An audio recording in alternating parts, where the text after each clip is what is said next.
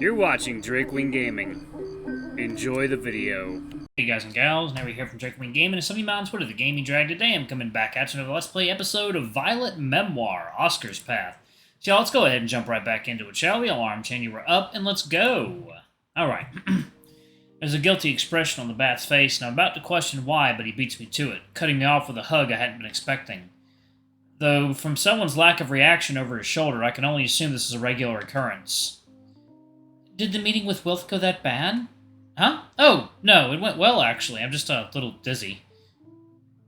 Yeah, their design is they, them as fuck, and I love it.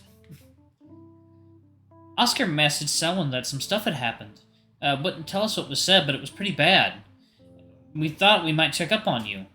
Selwyn nods in agreement, but looks more concerned with making sure I'm doing okay. He leans close to my ear before hesitating and pulling out his phone instead.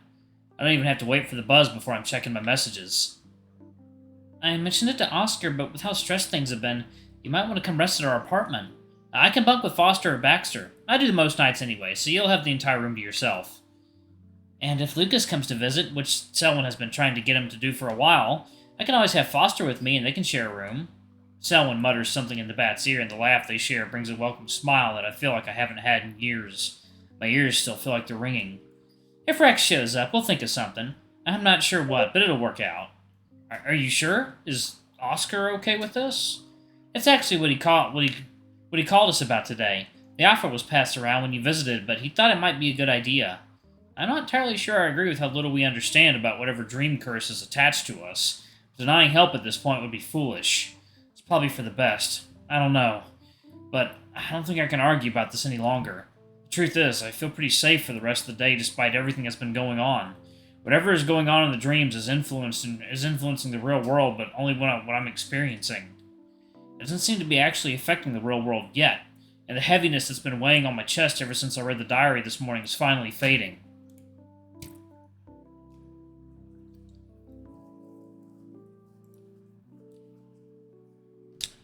If you don't mind, I think I need to lie down. It's already been a lot today. I know it's not too late, so you don't have to come with me. Someone will be home, right? It was actually later than I expected. I thought it would have been a little later after 2 in the evening, 2 in the afternoon at the latest, but we're nearing 4. A respectable time to leave campus. And they both assured me that there would always be someone at home to let us in, but despite my protests, they refused to let me walk home alone.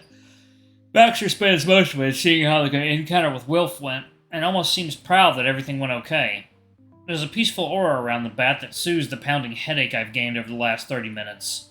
Selwyn lets Oscar know where we were heading, and he already managed to get there before we were halfway, though by this point I'd start to check out completely, too exhausted by this point. They just let me zone out in peace for the rest of the ride, and I didn't even notice we had arrived until the sight of a familiar otter woke me up. Selwyn and Baxter decide to give us some space and head into Baxter's room, letting us know that we can use Selwyn's freely as if it's a guest room. Neither of us move to head in there, though. We just stand together in the middle of the living room. You doing okay, man? You look exhausted. I'm surviving. I think whatever happened in the dream is starting to seep into the real world. Did you experience anything? I didn't notice anything. Sorry, man. No, that's good. That just confirms that it is after me, and that means we can influence it just a little bit.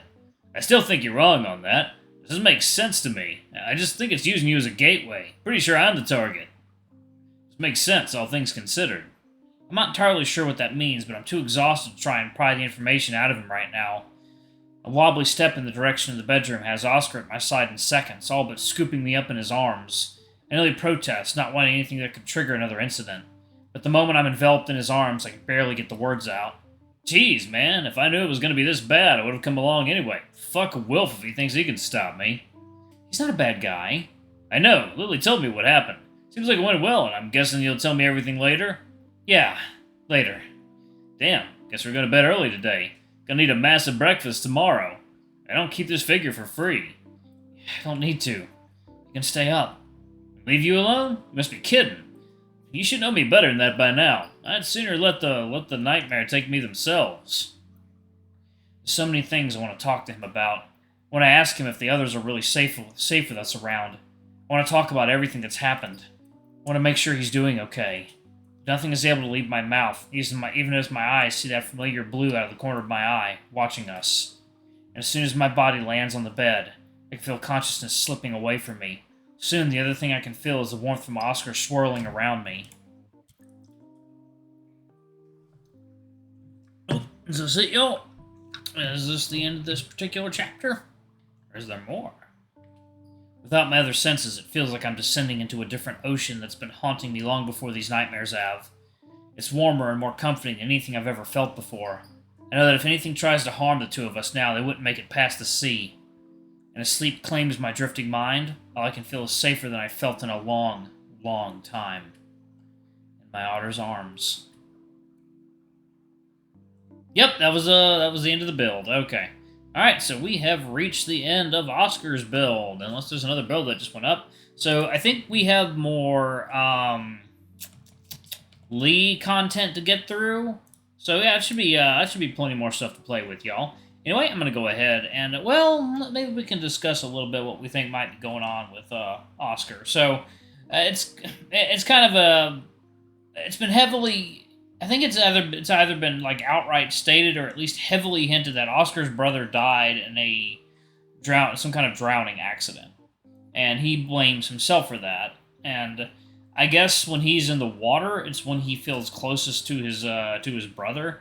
And so this nightmare reality that keeps pulling both of them through, it seems to shift based on who it's targeting. So, of course, it's targeting Oscar right now, but depending on whoever you play as, it'll be a different creature or monster or whatever. So,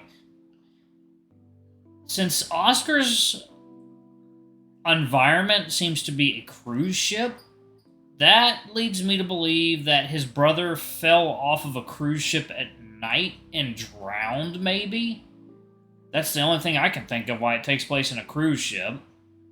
Because, it seems like the spirit is kind of, I guess, well, not exactly bound, because the spirit is appearing to Wallace in the real world. I don't know, y'all, this is weird. This is a weird game. Like, it's like a furry visual novel with a fucking SCP thrown in. That's pretty much what it is. It's the Memoir of Nightmares, or whatever the hell you want to call it. And now for this mystery regarding Conrad and Helena. Why did she actually kill them, or was it something else? I don't know. Anyway, I think I'm going to go ahead and pause it right there. Thank y'all so much for watching. Don't forget to like, comment, subscribe, ring that notification bell, and check out our Patreon or YouTube memberships if you can. It always helps. Anyway, I love you all, and I'll see y'all in the next video. Bye-bye!